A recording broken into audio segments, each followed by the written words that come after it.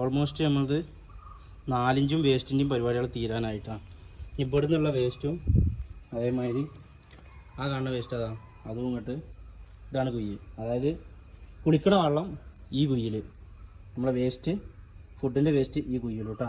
ഇതിൻ്റെ അവിടെ അങ്ങനെ ഒരു കെട്ടുണ്ട്, അതൊരു കുയ്യ്, ഇതൊരു കുയ്യാണ് കേട്ടോ. 2 ഓട്ടമുള്ള ഇതൊന്നും. അപ്പോൾ അവിടെ നിന്നുള്ള വേസ്റ്റുകളൊക്കെ ഇങ്ങോട്ട് എത്തി.